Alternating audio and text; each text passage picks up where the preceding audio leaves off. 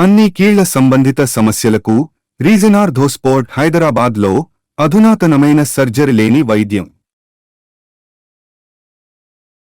AP పాలిటిక్స్లోకి I-PAC మళ్లీ entry ఇచ్చేసిందా? వైసీపీకి వ్యూహకర్తగా తిరిగి తన పని మొదలుపెట్టిందా? జగన్ మరోసారి ఐపాక్ని ఎందుకు అవకాశం ఇచ్చారో, ఈసారి వాళ్ల పరిధి ఎలా ఉండబోతోంది?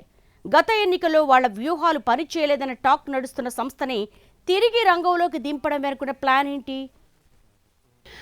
అసెంబ్లీ ఎన్నికల్లో ఘోర పరాజయం తర్వాత వైసీపీకి దూరమైంది ఐపాక్ సంస్థ. ఎన్నికల వ్యూహకర్తగా పనిచేసిన ఐపాక్ ఓటమి తర్వాత తమ కార్యాలయాలను సైతం ప్యాక్ చేసేసి వెళ్లిపోయిందన్న టాక్ నడిచింది. 151 సీట్ల నుంచి 11 స్థానాలకు పడిపోయిన పార్టీని పునర్నిర్మించేందుకు జగన్కి సలహాదారుడిగా ఆళ్ల మోహన్ సాయిదత్ను నియమించారన్న ప్రచారమూ నడిచింది. కానీ ఎందుకోగాని అది ట్రాక్ ఎక్కలేదు. ఇలాంటి చర్చలు జరుగుతున్న టైంలోనే సైలెంట్గా ఆ పార్టీ వ్యవహారాల్లోకి రీఎంట్రీ ఇచ్చేసిందట ఐపాక్. ఇప్పటికే ఆ బృందం సభ్యులు తమ పనులు మొదలు పెట్టేసినట్టు సమాచారం. 2014 ఎన్నికల్లో ఓటమి తర్వాత ఎలక్షన్ వ్యూహాల కోసం ఐపాక్ని రంగంలోకి దించారు జగన్. 2017లో వైసీపీ కోసం పని మొదలుపెట్టిన ఐపాక్ 2019 ఎన్నికల్లో పార్టీని విజయతీరాలకు చేర్చింది అన్న అభిప్రాయం ఉంది. వైసీపీకి ప్రజాదరణ ఉన్న సంగతిని కాదనలేమని, దాని యొక్క పద్ధతి ప్రకారం అనుకూలంగా మలచడంలో ఐపాక్ కీ రోల్ పోషించిందని చెప్పుకున్నారు. అప్పట్లో ప్రశాంత్ కిషోర్ను పార్టీ శ్రేణులకు పరిచయం చేశారు జగన్.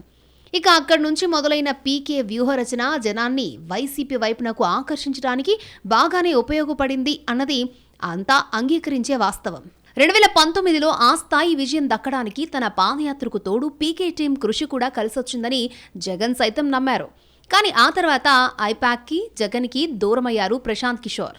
దీంతో అప్పటి వరకు ఆయన దగ్గరే ఉన్న రిషిరాజ్ సింగ్ సారథ్య బాధ్యతలు తీసుకున్నారు. నాడు ఎన్నికల్లో ఘన విజయం సాధించిన జగన్ ఐపాక్ వ్యూహాలతోనే పాలన చేశారని అంటారు.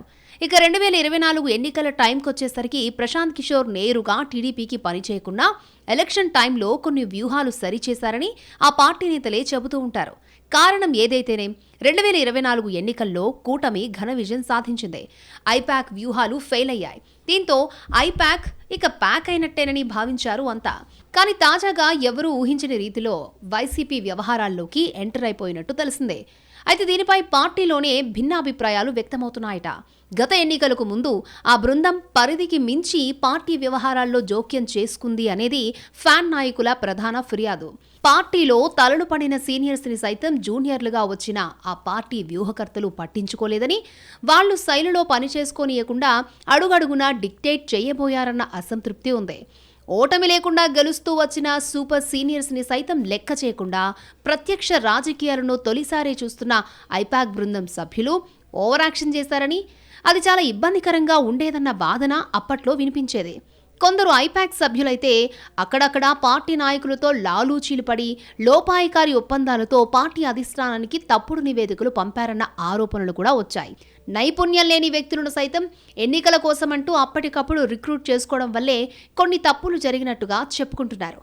అదే టైంలో పరాజయానికి ఒక్క ఐపాక్నే నిందించలేమని, కర్ణుడి చావుకు కారణాలెన్నో అన్నట్టుగా వైసీపీ ఓటమిని విశ్లేషిస్తే చాలా రీజన్స్ కనిపిస్తాయన్నది పొలిటికల్ పండిట్ల టాక్.